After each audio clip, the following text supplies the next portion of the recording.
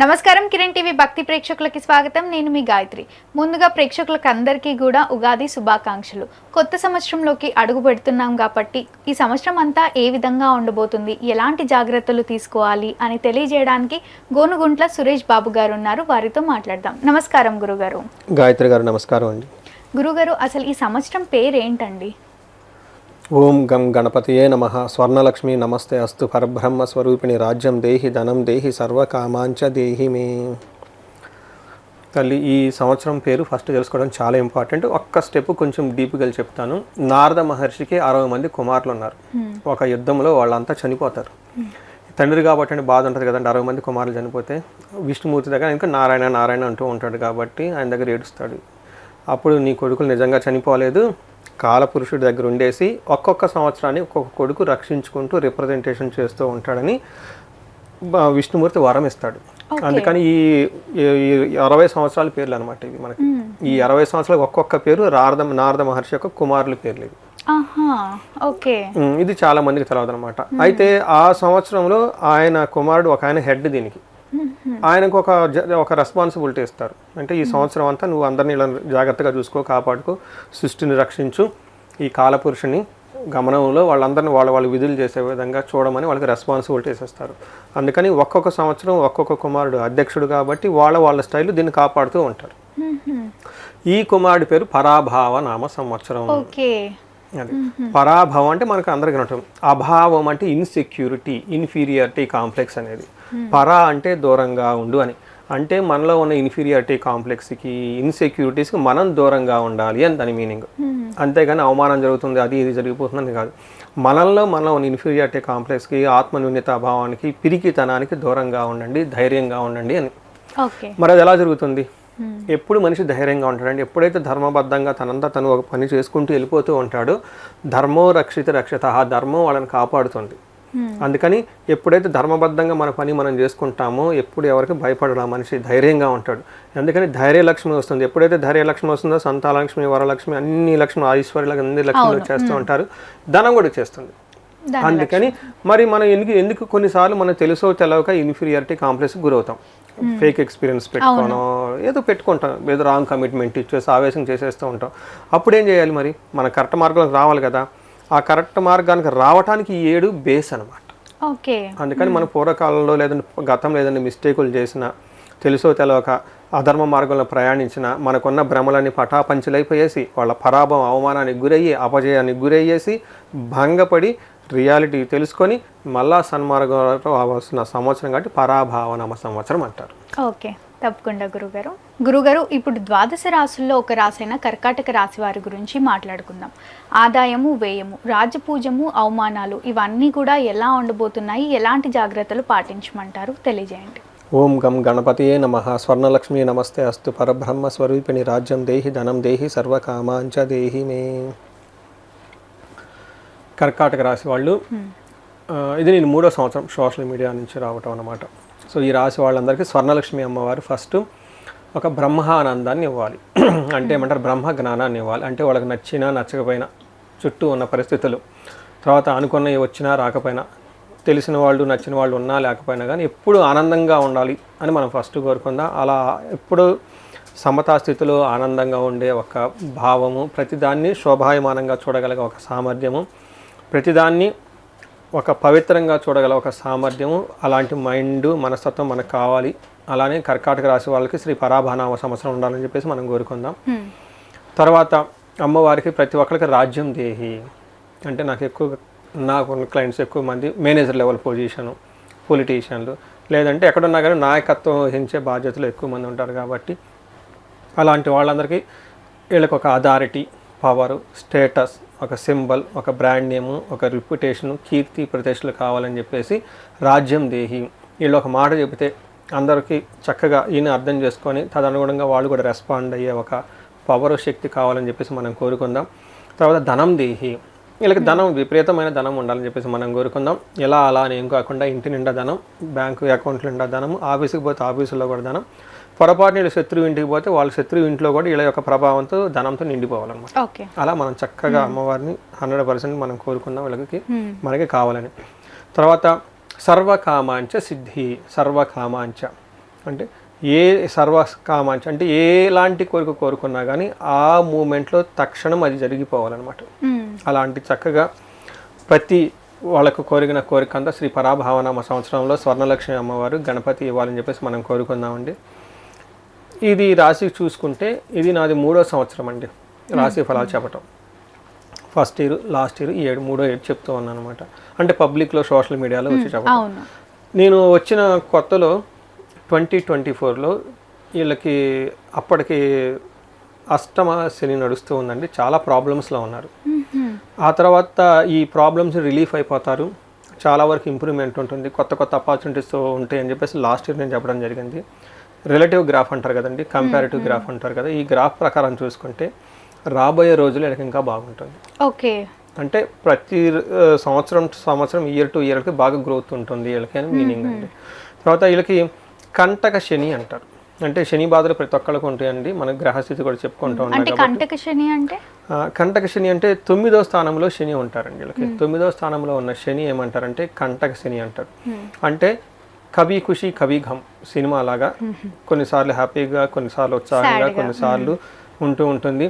చక్కగా శారీరకంగా దృఢంగా నడుచుకుంటే టకా వెళ్ళిపోతూ ఉంటే చిన్న కాల్లో ముళ్ళు గుచ్చుకుంటుంది.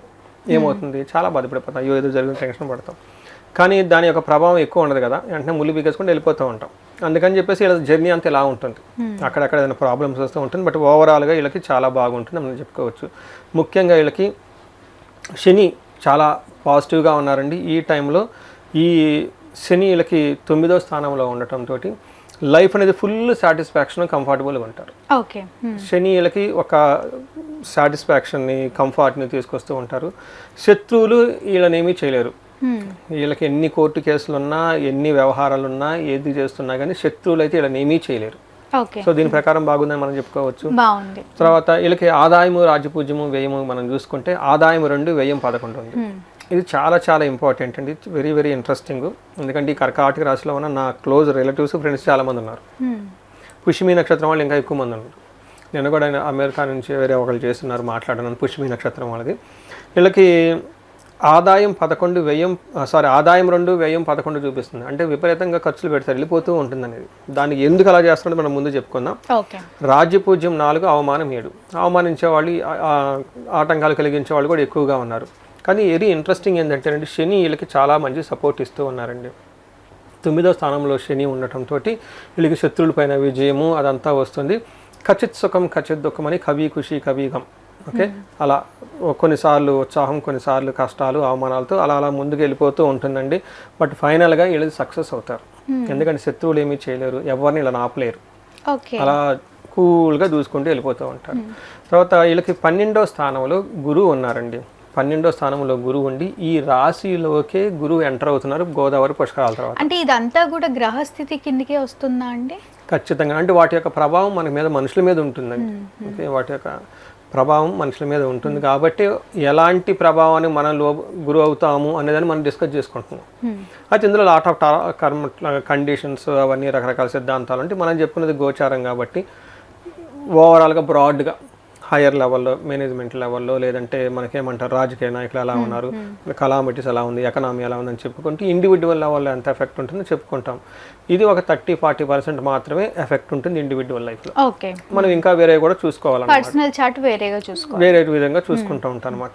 అయితే వీళ్ళకి ఏమవుతుందంటేనండి, మనకి ఇందాక మనం చెప్పుకున్న వ్యయం చాలా విపరీతంగా ఉంది అనేది.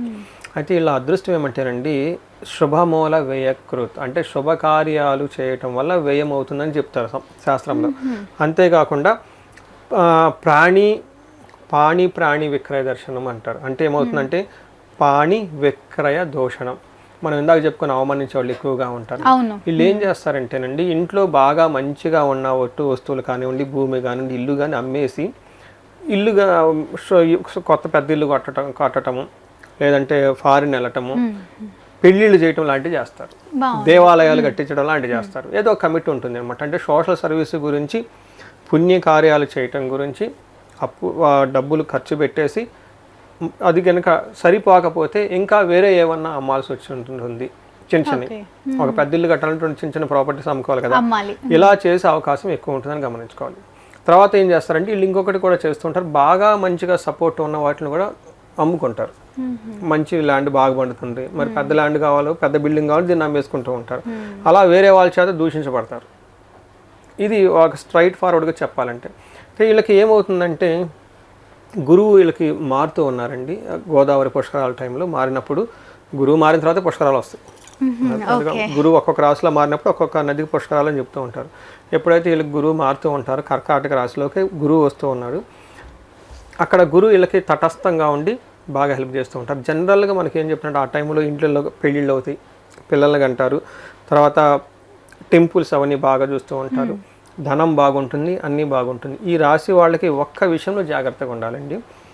మనకి శ్రీరామచంద్రమూర్తి పుట్టిన రాశి కూడా ఇదే.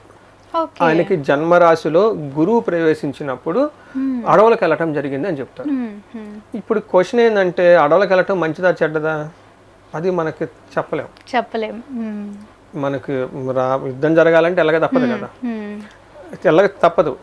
అలానే మనం కొన్నిసార్లు కొన్ని విషయాలకు దూరంగా కష్టపడి వెళ్ళాల్సి వచ్చి ఉంటుంది. కాబట్టి ఇలా వాళ్ళు వేరే ఒక దూర ప్రాంతం వెళ్ళటము, లేదంటే ఫారిన్ వెళ్ళటము, ఉన్న ప్లేస్ నుంచి వేరే చోటకి ట్రాన్స్ఫర్ అవ్వటమో జరుగుతూ ఉంటుందని చెప్పుకోవాలి. అక్కడ వాళ్ళు చాలా ఇనీషియల్గా కష్టాలు పడుతూ ఉంటారు కాబట్టి ఇదే జరిగే అవకాశం ఎక్కువ ఉంటుందని ఒక్కడ మాత్రం గమనించుకోవాలి. బట్ అదర్వైజ్ వీళ్ళన్నీ చాలా చక్కగా ఉంటుంది. 8th హౌస్లో రాహు ఉన్నారండి. 8th హౌస్లో రాహు ఏమవుతుందంటే రాజకోపం, వీళ్ళ పై బాసుల ద్వారా వీళ్ళ ద్వారా కోపం వచ్చే అవకాశం ఎక్కువగా ఉంటుంది. వీటన్నిటికంటే మెయిన్ ముఖ్యంగా ఏం చెప్తారంటే దేహపీడ, మనక్లేశ, మానసికంగా కొంచెం టెన్షన్స్ ఎక్కువ ఉంటాయని చెప్తారు. అగైన్ ఇదంటే ఎందుకంటే కూడా చతుష్పాద మృగ భయం అంటారు. అంటే ఇప్పుడు అంటే ఎలిఫెంట్లు ఎనుగులు లేవు కదండి, పూర్వకాలంలో ఉండేవి కాదు కాబట్టి జనరల్గా వాటి నుంచి భయం అంటారు. అంటే పూలుల నుంచి, సింహాల నుంచి, ఏనుగుల నుంచి ఇవి వీళ్ళ మాట వినకుండా వీళ్ళ మీద ఎగబడి భయపెట్టే విధంగా ఉంటుందని సిచ్యువేషన్ చెప్తూ ఉంటారు. అయితే ఇప్పుడున్న కాలమాన పరిస్థితులను బట్టి ఈ సోషల్ మీడియా, ఈ ఫేస్బుక్లు అవి ఇవి యాక్టివ్గా ఉన్న వాళ్ళకి అంత గ్రోత్గా ఉండదు, వాటిలో ఇబ్బంది వస్తుంటుంది. ఇంకొక సింపుల్ వర్డ్లో చెప్పాలంటే ప్రతి ఒక్కరికి ఈ రాశి వారికి, ఈ రాశి వాళ్ళకి మాత్రమే రాహు 8వ ఇంట్లో ఉండటం వల్ల రావాల్సిన సపోర్ట్ రాకుండా మానసికంగా టెన్షన్ పడుతూ ఉంటారు అనేది థియరీ. అంటే మనం ఈ ఛానల్కి ముందు ఇంకా 2-3 ఛానల్ ఇంటర్వ్యూలో వచ్చున్నాను కాబట్టి నాకు ఆల్రెడీ స్టార్ట్ అయిపోయినాయి కాల్స్. స్టార్ట్ అయిపోయి ఇది హోల్ ఇయర్ ఫలితాలు కదంటే రాబోయి అంటే కొన్ని గ్రహాలు ఆల్రెడీ వీళ్ళకి ఉన్నాయన్నమాట. అంటే గురు జూన్లో మారుతున్నట్టు ఆల్రెడీ గురువు ఉన్నారు కదండి, వీళ్ళకి ఆల్రెడీ రాహు ఉన్నారు కదా. ఈ రాశి వాళ్ళకి హోల్ ఇయర్ అంతా రాహు లాస్ట్ ఇయర్ నుంచి ఇయర్ ఫుల్ అక్కడ జనవరి వరకు ఉంటారనమాట. అంటే వాళ్ళకి ఆల్రెడీ రాహు ప్రభావం పడి ఉన్నారు కదా. అంటే మాకు ఆల్రెడీ మీరు చెప్పినట్టే జరుగుతూ ఉందండి. ఏమంటారు వాళ్ళకి ఒక మంచి పొజిషన్లో ఉన్నారు, ఉన్నట్టుండి ఎవరు సపోర్ట్ ఇవ్వకుండా పోయారు. ఎంత అంటే వాళ్ళ పేరెంట్స్ కూడా సపోర్ట్ ఇవ్వట్లేదంట. లేడీ అమ్మాయి యుఎస్ ఎక్కడికో వెళ్ళిపోయింది, ఇక్కడ ఏదో ఇన్వెస్ట్మెంట్లు అవి ఇవి చేసుకుంటూ ఉంటే మొత్తానికి ఏదో అయిపోయి అది వేరే విధంగా ప్రాబ్లం అయిపోయింది. వీళ్ళ ఫాదర్స్ హెల్ప్ చేయట్లేదు, మదర్ హెల్ప్ చేయట్లేదు. ఇది ఇన్లాల్స్ తెలిస్తే ఏం ప్రాబ్లం అవుతుందో సహజం కదండి. అవును, అది ఎట్లా పోతుందో ఏంటో అని చెప్పేసి తెగ టెన్షన్ పడిపోతూ ఉన్నారనమాట. ఇలా చాలా విషయాలు జరుగుతూ ఉంటుంది. అంటే ఏంటంటే ఏదైతే సపోర్ట్ ఇస్తున్నారో సపోర్ట్ ఇచ్చే పరిస్థితులు ఎవరు ఉండరు. ఇది రాహు 8th హౌస్లో ఉండటం వల్ల కర్కాటక రాశి వరకు జరుగుతుందని గమనించుకోవాలి. ఇంతే తప్ప వేరే విధంగా ఉండదు. నాకు చాలామంది వేరే ఇన్నేసి నాకు ఓవర్ టెన్షన్ పడిపోయేసి కంగారు పడిపోయి నాకు ఫోన్లు చేస్తుంటారు. అదంతే ఏం కాదమ్మా, కొన్నిసార్లు సపోర్ట్ వస్తుంది, కొన్నిసార్లు రాదు. అంతే, టేక్ ఇట్ ఈజీ. రాలేదు కాబట్టి నిదానంగా చేసుకుంటాం, వచ్చింది కాబట్టి ఫాస్ట్గా చేసుకుంటాం. వెంటనే గ్రహాలు మారుతూనే తర్వాత గ్రహాలు వీళ్ళకి ఎటు రాహు మారిపోతూ ఉన్నారండి. గ్రహం వీళ్ళకి జనవరిలో మారిపోతున్నాం, అప్పుడు ఫలితం మనకు చెప్పుకోవచ్చు. బట్ ఓవరాల్గా కనుక చూసుకుంటే వీళ్ళకి ఫారిన్ లేదంటే దూర ప్రాంతాలు వెళ్ళే అవకాశం ఎక్కువగా ఉంటుంది. ప్రతి ఒక్కరికి ప్రమోషన్స్ వచ్చే అవకాశం ఖచ్చితంగా ఉంటుంది. ఇది ఈ విధంగా మనం చెప్పుకోవచ్చు. మళ్ళీ వీళ్ళకి ఇయర్ అంతా కూడా మంచిగా జరగాలి, అనుకున్నవన్నీ జరగాలి, లక్ కలిసి రావాలి అంటే ఏం చేయమంటారు? పరిహారం ఏమైనా ఉంటుందంటారా? పరిహారం అండి, వీళ్ళకి రాహుకి సంబంధించి 8th హౌస్లో ఉండటంతో దుర్గా కవచాన్ని ఎక్కువగా రెగ్యులర్గా చదువుకుంటూ ఉండాలి. చండీ హోమం ఒకసారి చేయించుకుంటే చాలా బాగుంటుంది. రాహు సంపూర్ణ శాంతి పూజలు అని ఉంటుంది. అంటే రాహు జపాలు, దానాలు, తర్పణాలు చేసుకుంటూ ఉండాలి. తర్వాత ఇంతవరకు చేసుకుంటే చాలా బాగుంటుందండి. ఎనివే మనకి గురువు మారుతూ ఉన్నారు కాబట్టి గురు బలం బాగా రావడానికి ఒక్కసారి కోటప్పకొండ గుంటూరు దగ్గర దర్శనం చేసుకుంటే చక్కగా అక్కడ దక్షిణామూర్తి అవతారం కొండ మీద ఉంటారండి. అక్కడ గిరి ప్రదర్శన కూడా చేస్తూ ఉంటారు. చదువు రాని వాళ్ళు కానివ్వండి, విపరీతంగా జ్ఞానం కావాలనుకున్న వాళ్ళకి గురువు యొక్క కృప బాగుండా ఉన్న వాళ్ళు అక్కడ దర్శనం చేసుకుంటే అక్కడ దేవస్థానం వాళ్ళు హోమాలు కూడా చేస్తూ ఉంటారు. చాలా చాలా తక్కువ రేట్లు బాగా చేస్తూ ఉంటారు అనమాట. అక్కడ కనుక హోమం చేయించుకొని అక్కడ కింద ఆశ్రమాలు కూడా చాలా ఉంటాయి. టైం అక్కడ స్పెండ్ చేసుకోగలిగితే ఆ నెగటివ్ ఎనర్జీ అంతా పోయి గురు బలం ఎడకొస్తుంది. ఓకే. వీటితో పాటు ధనానికి ఎవరైనా ఇబ్బంది పడిపోతూ ఉంటే స్వర్ణలక్ష్మి విశేష హోమం చేయించుకోవడం చాలా ముఖ్యం. స్వర్ణలక్ష్మి అమ్మవారితో పాటు ఎవరికైనా వీళ్ళకి శత్రు బాధలు ఉంటే విపరీతంగా చండీ హోమం, చండీ పారాయణం చేయించుకోవడం చాలా ముఖ్యం. ఇంకా మనకి ఎవరికైనా వివాహంలో లేదంటే భార్యాభర్తల మధ్య అన్యోన్యత తక్కువ ఉండి గొడవలు వస్తూ ఉంటే అన్యోన్య దాంపత్య పాశుపత అభిషేకం ఉంటుంది. ఇవి చేయించుకుంటూ ఉంటే వాళ్ళకి ఎలాంటి సమస్య ఉన్నా వాళ్ళు ఇండివిజువల్ హారోస్కోప్లో చూసుకుంటాం చాలా ముఖ్యం. వీళ్ళకి జనరల్గా ఒక 35 to 45 ఏజ్ ఉన్న వాళ్ళకి రీసెర్చ్ గ్రూప్ లాగా పెట్టుకొని నేను వర్క్ చేస్తూ ఉన్నాను. ఎందుకు ఆ ఏజ్ గ్రూప్ అంటే ఓ 10 years ఎక్స్పీరియన్స్ ఉంటుంది, మేనేజర్ లెవెల్ పొజిషన్కి వెళ్తారు, ఆల్రెడీ ఒక ఎస్టాబ్లిష్గా ఉంటారు. కానీ సడన్గా బ్రేకులు వస్తాయి. చాలామంది ఎక్స్పీరియన్స్ అయి ఉంటారు. ఇలా సడన్గా ఎందుకు వస్తుందంటే వాళ్ళకి మిడ్ లైఫ్ క్రైసిస్ అని పక్కన పెట్టేస్తారు, ఒక టైటిల్ ఇచ్చేసారు, మొత్తం అందులో వేసేసేయండి. కానీ మనకి జ్యోతిష శాస్త్రం ఏం చెప్తుందంటే అన్ఫుల్ఫిల్డ్ ఆబ్లిగేషన్స్ అంటే వీళ్ళు పూర్తిగా చేయాల్సిన పనులు చేయకుండా వదిలేసినవి ఉంటాయి. అది పూర్వజన్మలోనో వీళ్ళ యాన్సిస్టర్స్ నేచర్కి తీసుకున్నప్పుడు సపోర్ట్ తీసుకొని ఉంటారు. అవి ఇప్పుడు మీకు పెళ్ళైంది, పిల్లలు ఉన్నారు, అంతా బాగుంది, చదువు ఉంది, your growing, already 10 years enjoy చేసేసావు, బట్ అవి మర్చిపోయావు కదా, ఎందుకు మర్చిపోకూడదని ఒక అబ్స్ట్రక్షన్స్ వచ్చేస్తూ ఉంటాయి. వీటిని శాపాలు అంటారు. బ్లాకేజెస్, కెరియర్కి వెళ్ళకుండా బ్లాక్ పడిపోతుంది, లేదంటే దోషాలు అంటే మైండ్ డైవర్ట్ అయిపోతుంది. ఇవి రెండు చెక్ చేయించుకోవడం చాలా చాలా ఇంపార్టెంట్, చాలా ఇంపార్టెంట్ అనమాట. చాలామంది తర్వాత కూడా నాకు తెలిసిన ఒకళ్ళు మేనేజర్ లెవెల్ పొజిషన్లో ప్రమోషన్ వచ్చిన 5 years తర్వాత చక్కగా వెళ్తున్నారు, సడన్గా గ్యాప్ వచ్చేసింది. ఎందుకు గ్యాప్ వచ్చిందంటే వాళ్ళకి గురు గ్రహం రాహుతో కలిసి ఉండటంతో గురు చండాల యోగం పట్టింది, లేదంటే గురువు శాపం పట్టేసింది అని చెప్తారు అనమాట. బ్రహ్మశాపం అని కూడా చెప్పొచ్చు. అలా ఉండటం ఏమవుతుంది, వాళ్ళకున్న మేనేజ్మెంట్ స్కిల్స్, వాళ్ళకున్న నాలెడ్జ్ స్కిల్ ఉపయోగపడకపోతే అవుట్ ఆఫ్ ది జాబ్, ఇంట్లో కూర్చోవటమే. ఇలా ఎందుకు జరిగింది అంటే మిడ్ లైఫ్ క్రైసిస్ అంటారు. కాదు, ఇది రీజన్. దీనికి సంబంధించిన గురుగ్రహానికి శాంతులు, పూజలు, జపాలు అవి చేయించుకుంటే చక్కగా మళ్ళీ గురుగ్రహం బలం పెరిగేసి మళ్ళీ లైన్లోకి వెళ్ళిపోతారు. ఇలాంటి అన్ఫుల్ఫిల్డ్ ఆబ్లిగేషన్స్ ఏమైనా ఉన్నాయో చెక్ చేయించుకొని వివాహానికి కానీ అవి చక్కగా పరిహారాలు కూడా చిన్న పరిహారాలు ఉంటాయండి. ఈ రోజులు అంతా ఆన్లైన్ పరిహారాలు ఈరోజు చేయడం కూడా ఈజీ అయిపోయింది. ఫిజికల్గా రానవసరం లేదు, చక్కగా సంకల్పం. చాలా మంది ఇది వెరీ గుడ్ ఆఫర్. పర్టికులర్గా ఎన్ఆర్ఎల్ ఎవరైనా ఉంటే వాళ్ళు వచ్చి ఫ్లైట్లో అవన్నీ చేసేది కష్టము. ఇప్పుడు శని గ్రహానికి చేయాలి, 6 బ్రాహ్మణులు కూర్చోవాలి, జపం చేయాలి, హోమం చేయాలి, అవంటే అక్కడక్కడ కుదురుతుందండి, వాళ్ళకి ఉంటుంది. ఈ ఆన్లైన్లో ఇవన్నీ చక్కగా చేసేసుకుంటారు. చాలామంది రిజల్ట్ చాలా చక్కగా ఉంటుంది. అలా చేసుకుని ఇలా చేసుకున్నా ఇవన్నీ చేసుకుంటుంటే చాలా బాగుంటుంది. ఈ రాశి వాళ్ళకి 10 రెట్లు ముందుకెళ్ళే అవకాశం శ్రీ పరాభావనవ సంవత్సరంలో చాలా ఉందండి. బాగుందంటారు. తప్పకుండా గురుగారు, ధన్యవాదాలు. నమస్తే అండి.